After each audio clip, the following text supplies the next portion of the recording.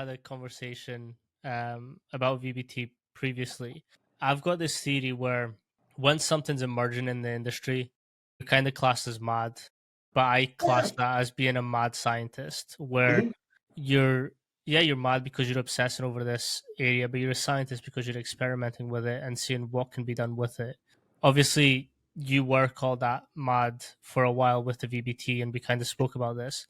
How has that developed for you, and how are you sort of seeing it becoming more integrated into S&C and more emerging in this field? You know what? That's an excellent question, and there's going to be some things that I'm trying to right the ship of because I noticed that I was wrong over time.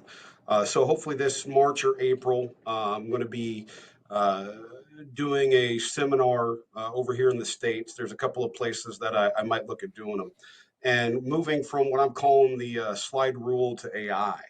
What I Mm, mean by that is, and I think we probably use this example at dinner, but the transfer index from Zatsiorsky, right? And some people know about it, some people don't. That's okay. It's in Science and Practice. It's in every one of their editions. I don't think it's going to leave. This was a way that Zatsiorsky looked and tried to see what was the impact of one training variable on the outcome. And he just used effect sizes to be able to do it. Now, current statisticians are like, this is stupid. It is just a ratio. The numerator can drive the denominator and vice versa. And they're absolutely right. They're like, regressions would be far better to be able to do this. No, you're 100% true. But you know how you had to calculate a regression analysis back in the 1950s and 60s? By hand. by hand. So that's why Zatsiorsky, I'm assuming, I've never asked him this, uh, did the transference index the way that he did. It's like it's not the best thing in the world, but it was pretty dang good, especially for the ability to use the slide rule. Now, whenever I did VBT, we have to remember that in 2003, the only device that was available was the Tendofitridine, not even the weightlifting analyzer. And that only gave you feet per second and meters per second outputs. So of course, we're going to have to go and do things in a way that follows a least common denominator. Well, and then it's like, well, then what about the zones? Yeah, because everybody was in about 0.06, zero point zero 0.07, not everybody. The most of the team, it filled around a bell curve that they're around 0.06, zero point zero 0.07 meters per second off. So they're about 7%, 8% off. I'm willing to handle that kind of error.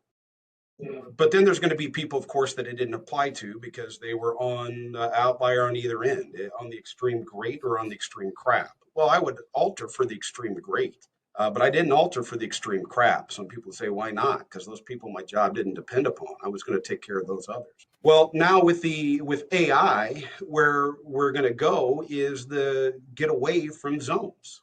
We don't have to worry about. I know I say we.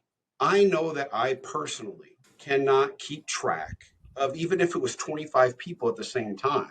I can't keep track of 25 individual low velocity profiles. I can't.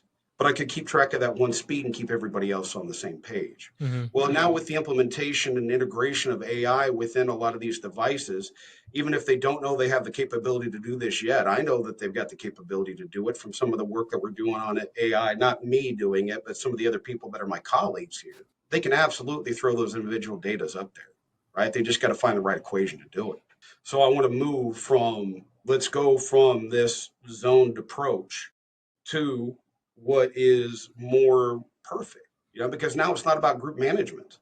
I don't Hmm. have to manage the group anymore with that because the AI is handling that for me. So, that's one of the directions that we're going to go. But yeah, being called that madman and everything, that bothered me for a long time. But I felt like I was right. Hmm. And I kept pushing that, hey, you know what? We have to train and get strong.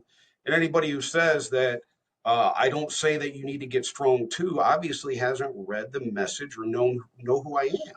I'm a power lifter, for Christ's sake. So yeah, I know, I think strength has a point, but it's not the only thing. Otherwise, I would have been in the NFL, right? As one of the strongest people on the face of the earth. So it makes no sense. I just want to make sure that that if when people look back on me historically, if I do register on that, people like the Stones and the Kramers who changed the industry, hopefully they'll remember that one of the things that I was trying to say is that we got to train to get fast too in the weight room. Now, I might have been conceptually right and organizingly wrong, meaning that, hey, yeah, if you got high school kids, Division II kids, doesn't fit.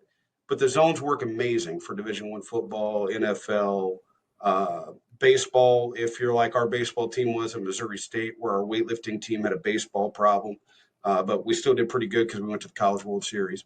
We just got those different aspects and things to look at and examine.